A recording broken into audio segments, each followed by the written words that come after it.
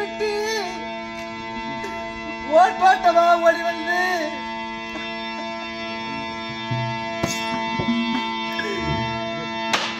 நான் செய்ததெல்லாம் தவறு பண்ணா குலத்தால் அப்படி என்று மற்றவள் வார்த்தையை கேட்டு உலக நாட்களாக நான் வாழ்நாள் எல்லாம் வாழ்நாள் ஆக்கிவிட்டேன் என்று சொல்லுகிறாய். இனி நமக்குள்ளே வாழ்வதற்கு என்ன இருக்கு? அம்மா சுவாமி, வாழக்கூடிய வாழ்க்கை எல்லாம் ஒன்னோடு ஒன்று இருவரோடு நாம் வாழ்ந்திருந்தால் கணவனும் மனைவி ஒன்று சேர்ந்து வாழ்ந்தாதானே அம்மா அது இல்லறமாகும். என்னோடு நீ வாழவில்லை. இது எப்ப நடக்க வேண்டியது தெரியுமா?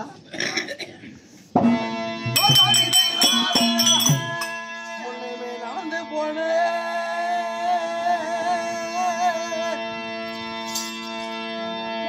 நடந்து போன மொழியை நீ கேட்கவில்லை. எல்லிட குலத்தோரான எதிரியை ஜெயிக்க வேண்டும்.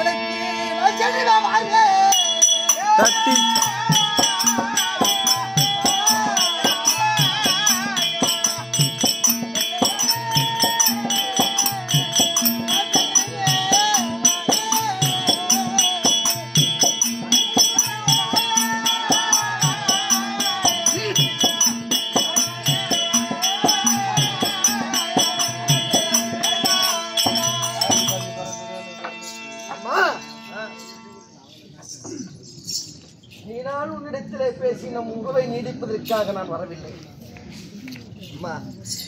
அன்று மணமேடையிலே கொடுத்த தாம்பலத்தை நீ கொடுத்தால் உன் தாம்பலத்தால் எனக்கு ஒரு கால் வெற்றி வரலாம். அது காந்தியவன் மானத்தை வைத்துக் கொண்டு எப்பொழுது வருவான் காரணம் அப்படி என்று ஈழமாக கூறிக்கொண்டிருக்கிறான். பின்னே நான் வருகிறேன். யாருக்காக அமரைக்கும் போறீங்க? யாருக்காக நான் போகணும்?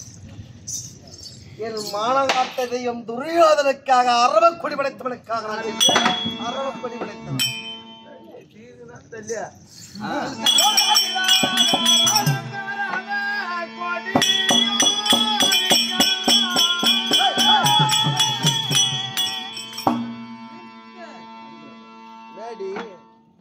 என்னரை எழுதி வாசித்தாலும் பெண் புத்தி பேதமை என்பார்களே. சுவாமி, என்னை என்ன வேண்டுமானாலும் நீ பேசலாம். அதற்கு உரிமை உனக்கு இருக்கின்றது. நானே துரியோதனன் என்று சொல்வதற்கு என் நா மஞ்சம், என் உள்ள மஞ்சம், என் ஏக மஞ்சம். ஏன் தெரியுமா?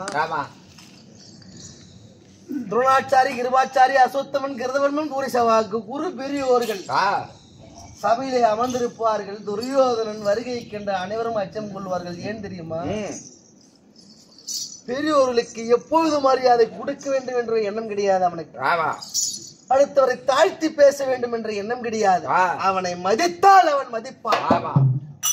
புரிகிறதா? அரவ கொடியோனுக்காயின் பாடாத பாட்டிலே எழுதி வச்சிருந்தான். அரவ கொடியோருக்கான் பாடிய அத்தியமா நகரத்தின் வேந்தன். புரிகிறதா? அவருக்காக வருந்து அமரமாகிய போர் பூமிக்கு போகின்றேன்.